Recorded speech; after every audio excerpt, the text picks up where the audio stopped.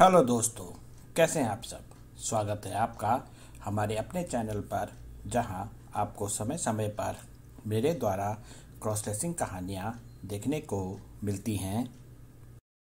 हमारी आज की कहानी का शीर्षक है पूजा कभी अमित थी, और यह कहानी का 39वां पार्ट है।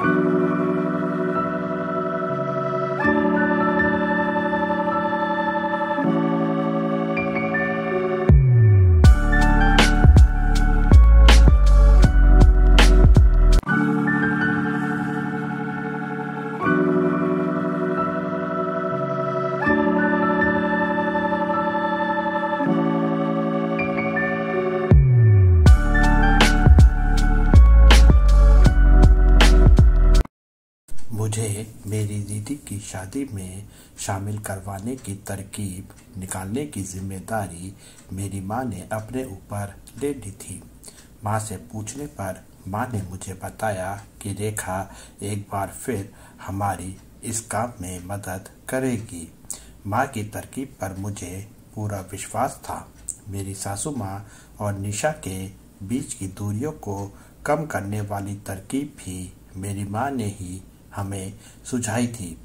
माँ ने अपनी तरकीब का खुलासा करते हुए मुझे बताया कि चूंकि रेखा काम से एक ब्यूटिशियन है और होने वाली दुल्हन का साज श्रृंगार करने के लिए एक ब्यूटिशियन की ज़रूरत थी ही, इसलिए माँ की तरकीब यह थी कि मेरी दीदी का साज श्रृंगार करने के लिए रेखा को बुला लेंगे और तू रेखा की सहायिका बनकर शादी में आ जाना।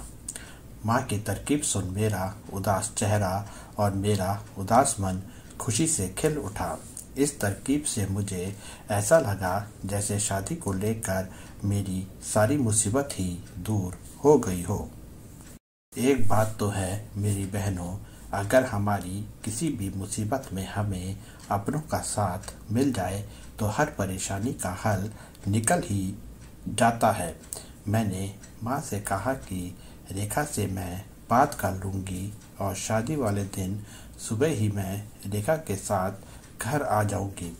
मैंने यह बात माँ से दीदी को बताने को कहा तो माँ ने बताया कि दीदी और उन्होंने मिलकर ही यह तरीका ढूंढा है।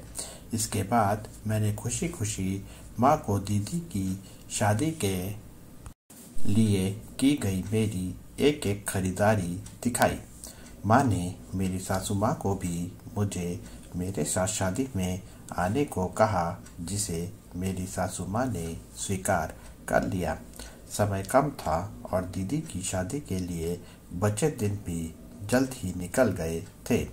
रेखा मुझे लेकर मेरे परिवार की हर स्थिति को जानती थी, इसलिए जब मैंने उसे माँ वाली तरकीब बताई तो वह इसके लिए तैयार हो गई।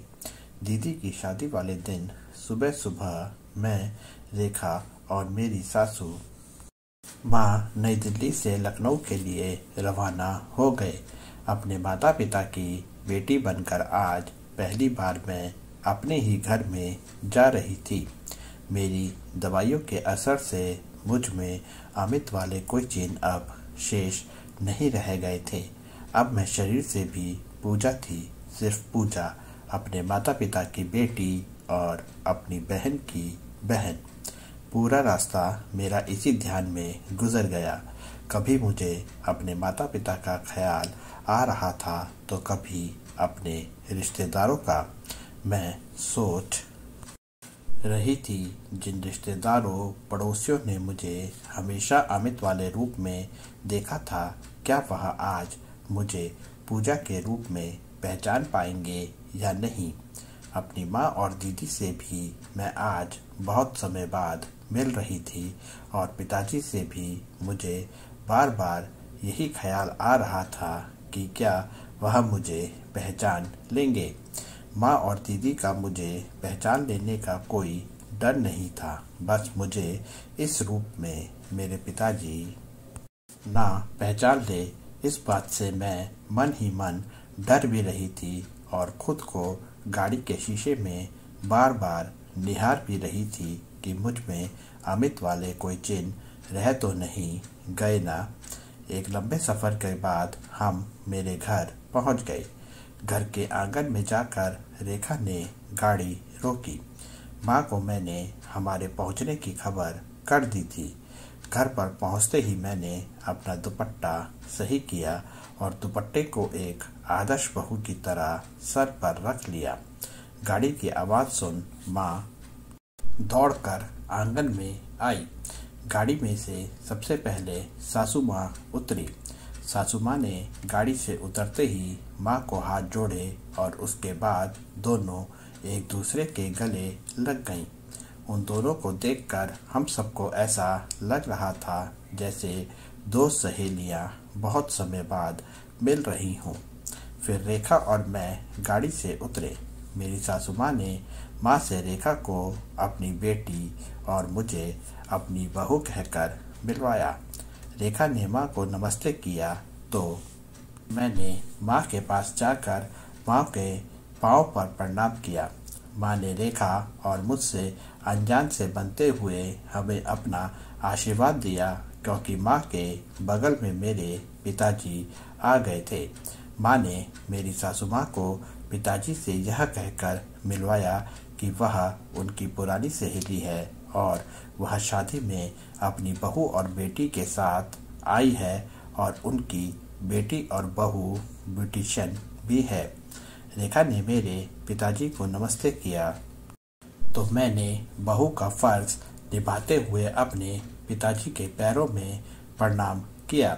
पिताजी ने हाथ जोड़कर हमारा अपने घर पर स्वागत किया। अमित के रूप में इस घर से जाते समय मुझे अपने पिताजी का आशीर्वाद नहीं मिला था, पर आज पूजा के रूप में अपने ही घर आने पर मुझे मेरे पिताजी का आशीर्वाद मिल गया था। दीदी को भी मेरे आने का इंतज़ार था। दीदी मुझे बहुत समय बाद देख रही थी और दीदी यह भी देखना चाहती थी कि दवाइयों से मेरे शरीर में कितना फ़र्क आया है और अब मैं कितनी खूबसूरत लग रही हूँ।